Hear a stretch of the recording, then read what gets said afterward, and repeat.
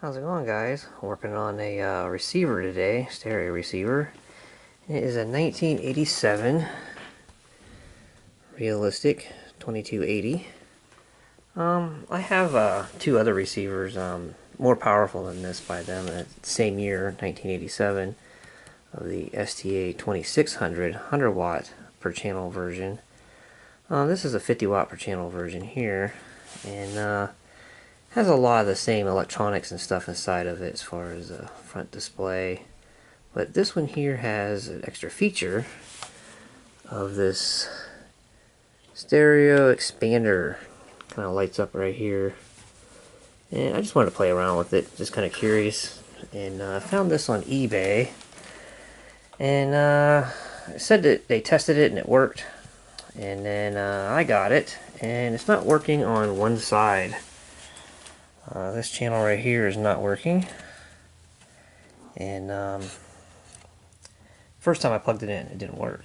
And I took it out, the cover off of it and everything, got to looking down inside of it, and then just the other day I plugged it in and the channel was working. Well, there's some things about it. It's been beat around. See here, some nicking and scratching, which that's pretty normal with something that's been shoved in one storage unit and or storage place and into another. But I figure if I can get it working, then I'll make some new sides for it. You know, just I'm gonna hook it up in my on my computer, use it for sound on my computer. But it took a heck of a fall. It wasn't in the shipping because they had it all wrapped up really super nice. It wasn't that at all. But at some point it made a major fall. This is the bottom panel. You can kind of see the dent right there. And then here's the top panel. There's dents in it pretty much from like components sitting on it and such. But anyways, when I pulled it out of the box, I was kind of looking at it, and these knobs right here was kind of facing like this way, facing up. And pretty much what it was is that it fell, made an impact right here, and there is a metal, you know, this is just loose. It does have a metal behind the faceplate of it, but where the knobs fasten up against, that's the only thing supporting that whole circuit board. So pretty much whenever it made the impact, the way the circuit board pulled down on it and bent everything up. I straightened it back out. It's pretty good. It's not perfect, but yeah, so anyways, back to the story, how it started working the second time. It had broken solder joints. There's a regulator right here that the heat from it basically desoldered itself. It cracked away. It didn't like melt desolder, but it's gotten really super hot down in here. Pretty much if these things here start getting, they get hot anyways, but they start getting running super hot, and something that's 30 years old like this, more than likely these capacitors are dried up. And a lot of times you can tell a capacitor goes back, so they'll swell up the tops or leak. These are not doing either, they're just dried up. I've already pulled a couple of them out of circuit, which right now I can't fire it up because they're just sitting in the circuit. I tested them. I got a multimeter here that I can put it on capacitance. This can test up to 200 microfarads, and stuff's out of spec. One of the things about this receiver is kind of different from newer stuff is all the power regulation stuff is built into the same board as the amplifier. We got the bridge rectifier right in the middle of the board. We have a voltage regulator here. These ICs get quite warm, and that's actually where I had another solder break, and that's why this channel wasn't working. So I flipped it over and found another solder break, broke away from the board, and these things get warm, so probably the heat expansion and retraction, turning it on and off, probably did that.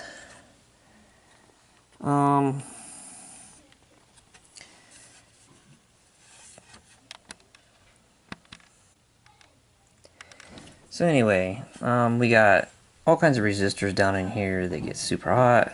This gets hot, this gets hot, this gets hot. So these little caps down in here are probably going to get dried out more than ones that say somewhere else. Right here is like outputs, voltage outputs to the other boards. This one runs off, goes over here to the hookups for the the external connections, and then down here we have a tuner board. Up here we have the display board. Basically displays power meters and the FM station that you're on. Lights up whatever connection you have, accessory wise.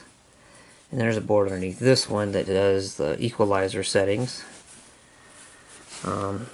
Note that this one here has a mid-range knob, and I'm kind of liking that. I'm kind of liking that feature on the 2600 that I played around with a little bit, is that most amplifiers just have a bass and a treble. So whenever you're adjusting the treble, you get this effect. You turn down the treble, and then you're also turning down a little bit of mid-range.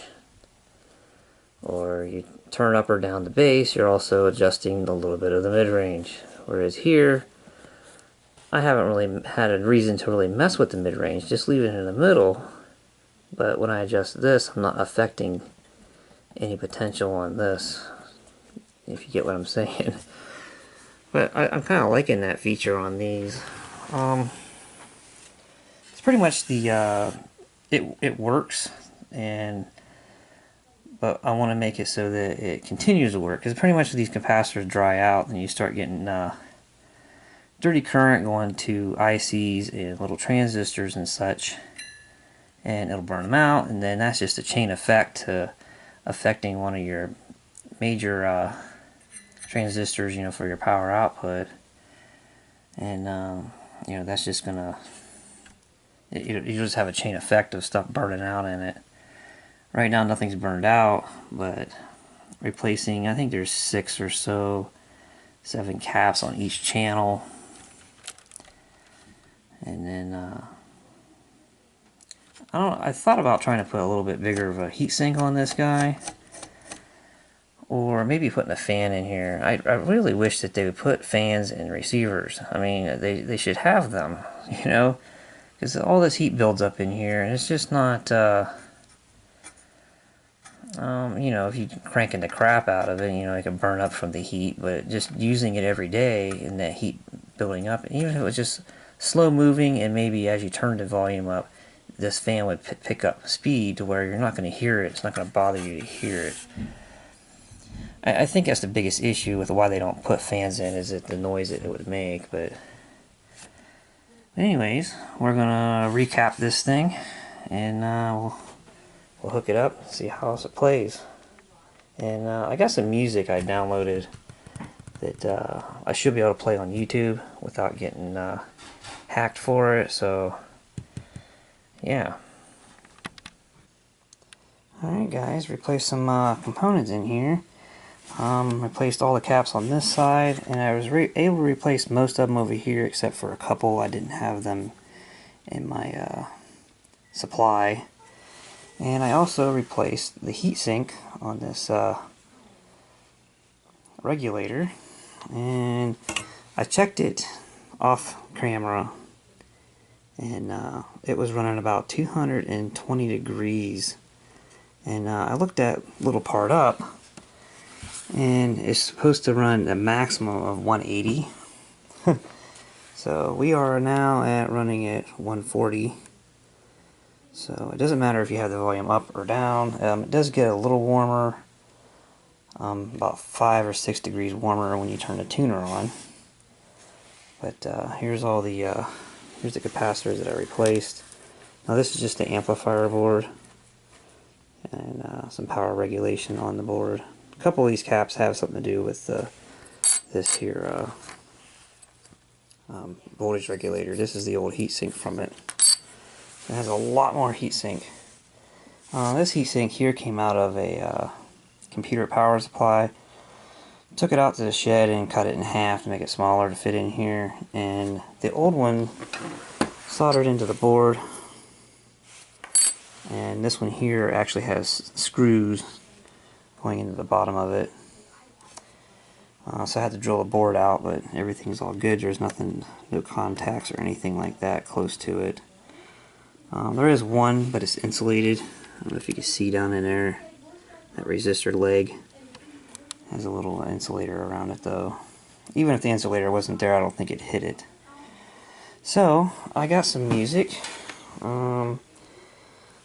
This music is supposed to be able to be played, but I'm supposed to tell you where I got it. Ben Sound, I believe you go to like bensound.com and you'll find the music that you can download for free. And you can play this stuff on YouTube. And as long as I tell you where I got it from.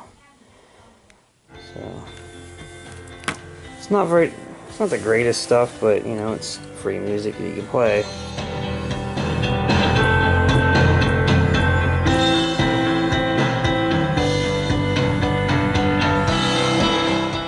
Now these speakers are not in a box, and the bass is all maxed out so that it has some bass, because there's no box, so you don't really get a bass out of them. But this is actually one of the speakers I plan on putting in my speaker build. It has like a 2-inch voice coil on it. It's actually a pretty decent speaker for being a Jensen. But and these are just woofers. There's no tweeters or mid-ranges.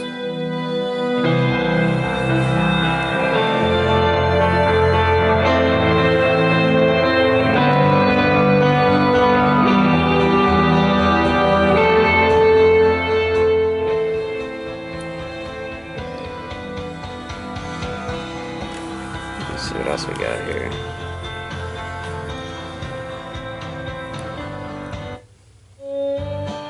It's like a country song.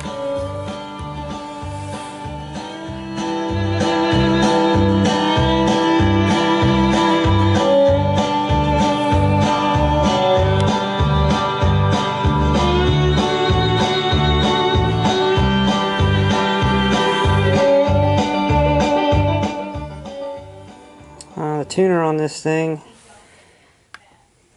here's what the tuner looks like. This is a signal with no antenna. This station here is about 5 miles away. It's the only station I could get without an antenna.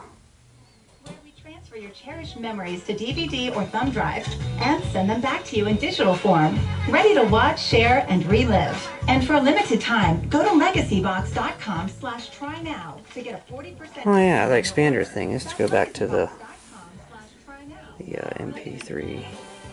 Let's turn this expander thing on once.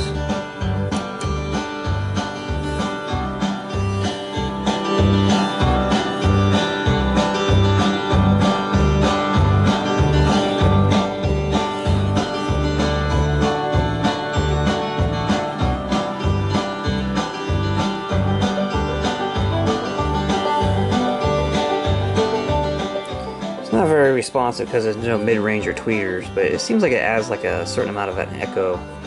Makes it sound like it's in a big room. I'm not real sure if I really care too much for it. It'd be good for like TV or something, maybe movies. So yeah, we got this thing all fixed up nice. I can actually put my finger on this for a little bit. That thing would leave your fingerprints burned into it whenever I started on this.